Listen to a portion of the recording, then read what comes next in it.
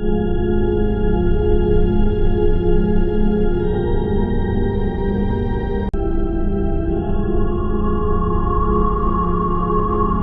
ৰাতিপুৱা টোপনিৰ পৰা উঠি আপোনাৰ দাঁতকেইটা চফা কৰিবৰ কাৰণে এই ব্ৰাছডাল ইউজ কৰিছে, তেনেহ'লে আপুনি জানি লওক যে আপুনি আপোনাৰ জীৱন নিজে শেষ কৰি দিছে।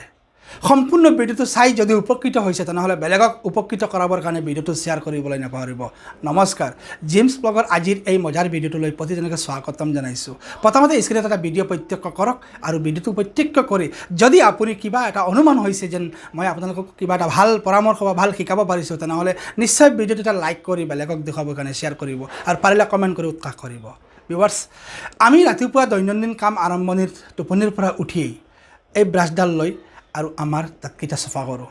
কিন্তু আপুনি বা মই জানোনে, আমি যিটো ব্ৰাছ ইউজ কৰাৰ পিছত খোলাকৈ এৰি দিওঁ, সেই ব্ৰাছটোৱে আমাৰ জীৱনলৈ মাতি আনিছে এক মহা বিপদ, যিটো হয়তো আপুনি আৰু মই লক্ষ্য কৰা নাই। লক্ষ্য কৰিলেহে আপুনি বা মই গম পালোঁ হয় যে আমাৰ জীৱনতে কিমানখিনি ভুল ৰাতিপুৱা আৰম্ভণিৰ পৰা আমি কৰি দিছোঁ।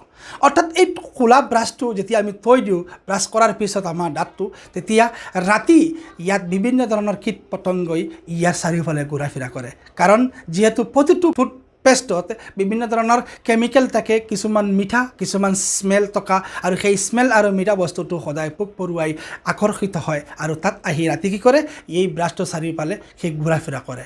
আৰু গোটেই ঘূৰা ফুৰা কৰি থকা অৱস্থাত তাৰ শৰীৰৰ পৰা যিবিলাক বেক্টেৰিয়া, সেই বেক্টেৰিয়া ইয়াত থৈ যায় বা ইয়াত লাগি যায়, আৰু সেই বেক্টেৰিয়াটো আমি ৰাতিপুৱা টোপনিৰ পৰা উঠি ইয়াত পেষ্ট লগাই দাঁতকেইটা চফা কৰোঁ। আৰু এইখিনিৰ পৰা আমাৰ জীৱনত কিমান ভয়ানক বিপদ আহিছে সেইখিনি আপুনি নিশ্চয় অনুমান কৰিছে।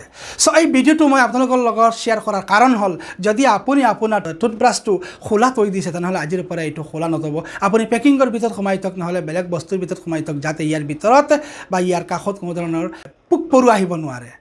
যদি আপুনি তেনেকুৱা কৰে, হয়তো আপোনাৰ জীৱনত এটা সুন্দৰ জীৱন গঢ়াৰ কাৰণে আপুনি হয়তো এক কদম আগত যাব বুলি আপুনি নিজে ভাবিব। গতিকে মই ভিডিঅ'টো আপোনালোকৰ লগত শ্বেয়াৰ কৰিলোঁ। ভাল পালে কমেণ্ট কৰিব, আৰু বেয়া পায় যদি তথাপিও কিবা এটা ক'ব। লগ পাম নেক্সট এটা ভিডিঅ'ত। তেতিয়ালৈকে সকলো সুস্থ থাকক, ভালে থাকক তাৰ কামনা কৰিছোঁ। ধন্যবাদ।